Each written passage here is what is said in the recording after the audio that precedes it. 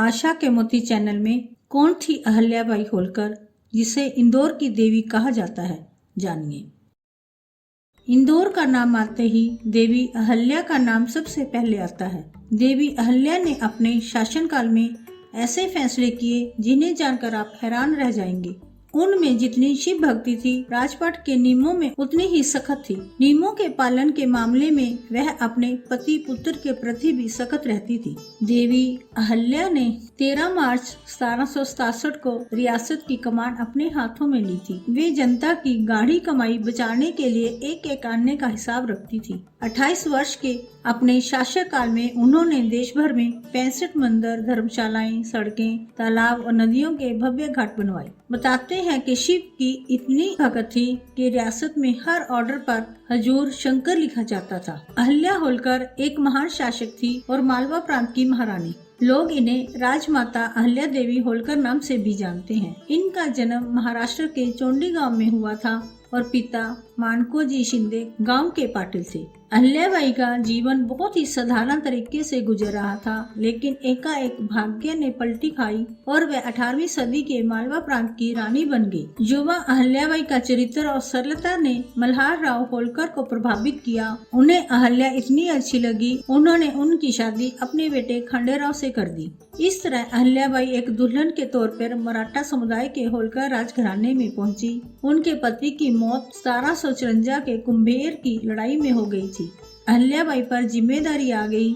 उन्होंने अपने ससुर के कहने पर न केवल सैन्य मामलों में बल्कि प्रशासनिक मामलों में भी रुचि दिखाई और प्रभावी तरीके से उन्हें अंजाम दिया। मालेराव के निधन के बाद उन्होंने पेशवाओं की गद्दी से आग्रह किया और उन्हें क्षेत्र का प्रशासनिक बागडोर सौंपी गई। मंजूरी मिलने के बाद 1766 में रानी अहल्या देवी मालवा की शासक बन गई।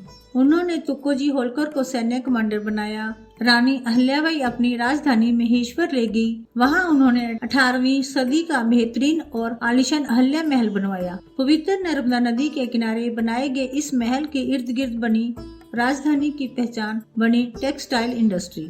एक बुद्धिमान, तीक्ष्ण सोच और स्वतःस्फूर्ति शासक के दौर पर अहल्याबाई को याद किया जाता है। एक दिन वह अपनी प्रजा से बात करती थी, उनकी समस्याएं सुनती थी और उनके कालखंड में रानी अहल्याबाई ने ऐसे कई काम किए जो लोग आज भी उनका नाम लेते हैं। अपने साम्राज्य को उन्होंने समृद्ध बनाया। उन्होंने सरकारी पैसा बेहद बुद्धिमानी से कई किले, विश्राम गृह, कुएं, सड़कें बनवाने पर खर्च किए। वह लोगों के साथ त्योहार मनाती और हिंदू मंदिरों को दान देती। एक महिला होने के नाते उन्होंने विधवा महिलाओं को अपने पति की संपत्ति को हासिल करने और बेटे को गोद लेने में मदद की।